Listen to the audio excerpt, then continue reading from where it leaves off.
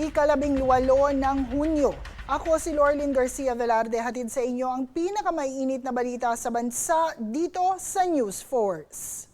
Sa ulo ng mga balita, Pangulong Marcos nakipagpulong kay Russian President Putin.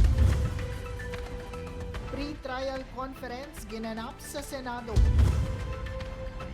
Senator Gatchalian bukas na makipag-ugnayan sa Cayetano Blanc. Seguridad sa Senado mas pinaigting. DA isinusulong ang paggawa ng lokal na bakuna para sa mga hayop.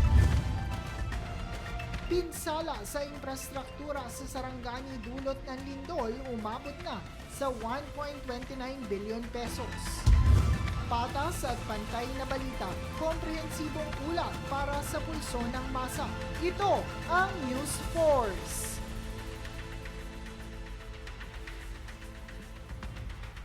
Para sa pangunahing balita, Pangulong Ferdinand Marcos Jr. personal nang nakaharap si Russian Federation President Vladimir Putin sa ginanap na bilateral meeting bilang bahagi ng two-day ASEAN-Russia Commemorative Summit sa Kazan, Russia, kung saan si Pangulong Marcos ay dumalo bilang kasalukuyang chair ng ASEAN. Ngayong taon ang paggunita ng 35 years ng ASEAN-Russia relations at ang selebrasyon naman ng 50 years of Philippine-Russian ties. Sa panahong ito, mas lumalalim ang ugnayan ng dalawang bansa sa larangan ng kalakalan, turismo at enerhiya. Ayon sa Pangulo, bagaman maayos na ang ugnayan ng dalawang bansa, ay marami pa ring maaaring magawa para mas mapalawig pa ito ng tuluyan. And once again, speaking as chair of ASEAN, I personally extend my invitation to Your Excellency to attend the 21st East Asia Summit, which is scheduled to take place in Manila next November. The East Asia Summit remains an integral part in maintaining a regional architecture towards our shared goal of a stable, secure, and prosperous region.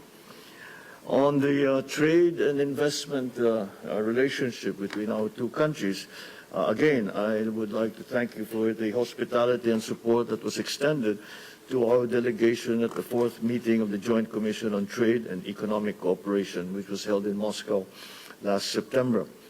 We appreciate the forward-looking exchange and on the different structural issues that affect the trade between our two countries. And as you have mentioned, Your Excellency, there are many potential areas that I think we should, that's still open to explore. And I think that the present level of trade, although it is steady, I think that there is a great deal more that we can do. But first of all, I would like once again to congratulate you, distinguished Mr. President, and all the people of the Philippines on the Independence Day on the 12th of June. Symbolically, we in Russia also celebrate our national holiday, the Day of Russia, on the same date, the 12th of June. This is a happy coincidence.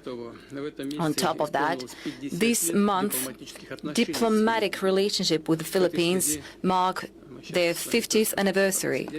And in this regard, we have just had a small talk with you, and we all remember the visit by your father, Ferdinand Marcos, to Moscow in 1976. Upon this visit, a joint communique on the establishment of interstate relations was adopted. It is noteworthy that then, amid the Cold War, it required the political will from the Philippine leadership. Such well-balanced and pragmatic approach to international affairs is, of course, of high demand today. Apparently, we are approaching the present threshold with an immense capital of mutual beneficial cooperation underpinned by good traditions of mutual respect and respect for legitimate interests of each other. Last year, bilateral trade exceeded $0.5 billion. Of course, this is far from the limit, and of course there is a good potential to enhance supplies of agriculture and energy resources. Effective mechanisms of applied cooperation are in place. This includes the Joint Russia-Philippine Commission on Trade and Economic Cooperation.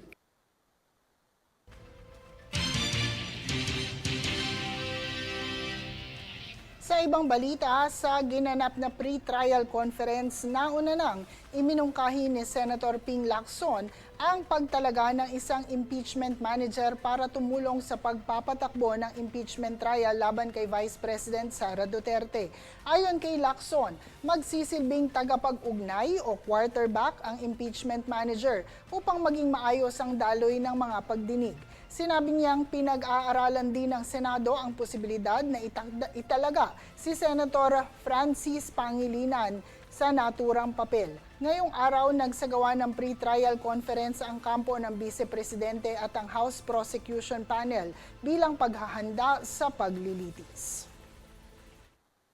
Hindi naman, usual naman yan sa pre-trial, yung mga ganyang pagkatalo. So, and we were able to settle it naman. So, I think it was a good morning session. At least we found ways para ma-expedite yung proceedings. So, as you know, mabilis na, nasa marking na tayo ngayon. So, yung mga stipulations, etc. ay sa susunod, gagawin na lang kasulatan. No? So, we will just submit yung aming mga observations.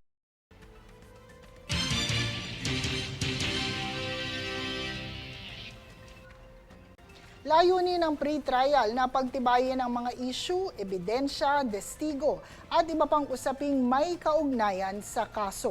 Inaasahang sisimula ng Senado ang impeachment trial sa Hulyo matapos makumpleto ang mga kinakailangang paghahanda.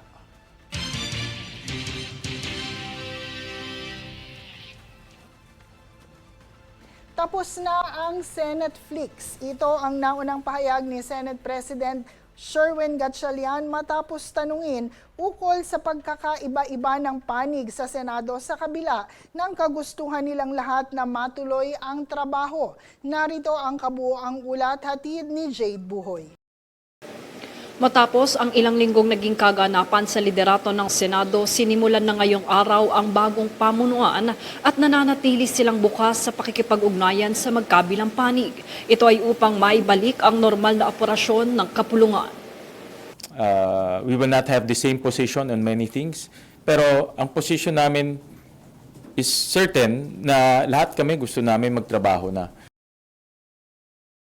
Dito inihayag ni Senate President Sherwin Gatchalian na bukas siya sa pagkakaisa at pakikipag-ugnayan sa lahat ng senador upang tuluyang maibalik sa normal ang trabaho ng Senado matapos ang naging pangyayari sa liderato. The Senate is a big institution. We have 2,000 people, may isang building tayo. So if you count those days, those are the days na naging unproductive. No?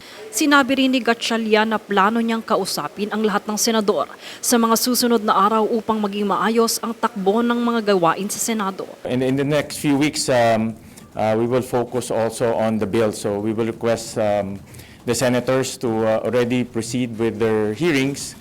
Dito kanya ring pinasalamatan si Senador Joel Villanueva na nagbigay ng ika-13 boto na nagpatibay ng kanyang pagkahalal bilang Senate President. Very clear naman yung kanyang direction is to go back to work. In fact, siya yung pinaka-productive yesterday on the floor. No? Ayon pa kay Gatchalian, mahalagang maibalik ang focus ng Senado sa paggawa ng batas at iba pang mga tungkulin nito. To also set the direction na mag-uumpisa na ng trabaho. And in fact, yesterday, naging very lively yung debate doon sa anti-hospital detention bill. No? So, ganun yung mga discussion na gusto natin in the next few weeks. Kinumpirma rin niyang nakausap niya sina Senador Camille Villar, Senador Loren Legarda, Senador Amy Marcos, Senador Rodante Marcoleta, Senador Bongo at Pia Cayetano. Anya, maging ang ilang senador mula sa minorya ay nais nang bumalik sa regular na trabaho ang Senado. Maganda rin na appoint na 3 minority members as chairman. No? Si Senator Bongo as chairman of the Sports and Youth Committee, si Senator Mark Villar, chairman ng very important banking committee, one of the most important committees in the Senate. And then si Senator Camille Villar was appointed also sa government corporations. Importante rin yan. As we all know, kailangan rin na yung mga government corporations accountable din sa kanilang responsibilities. No? Samantala, inihayag din ni Gatchalian na nasa Korte Suprema na ang pagpasya sa petisyong inihain ng kampo ni Senador Alan Peter Cayetano laban sa reorganization ng Senado noong June 3. Iginiit niyang igagalang niya ang anumang magiging pasya ng mataas na hukuman sa nasabing usapin. Dagdag pa niya, handa siyang magsilbi bilang karaniwang senador kung nanaisin ng kanyang mga kasamahan, ngunit sa ngayon ay nakikita niyang nais ng lahat na magtulungan at magtrabaho muli para sa publiko. Jade Buhoy, nag-uulat para sa Golden Nation Network.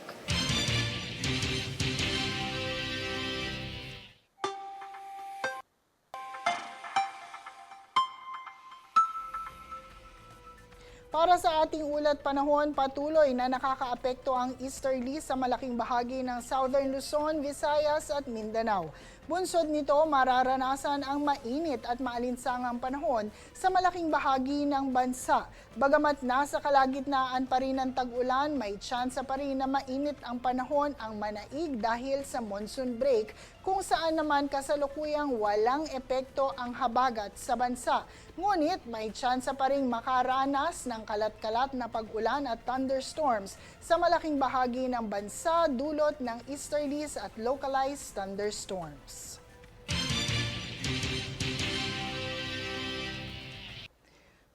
Susunod sa News Force. Seguridad sa Senado mas pinaigting. DA isinusulong ang paggawa ng lokal na bakuna para sa mga hayop.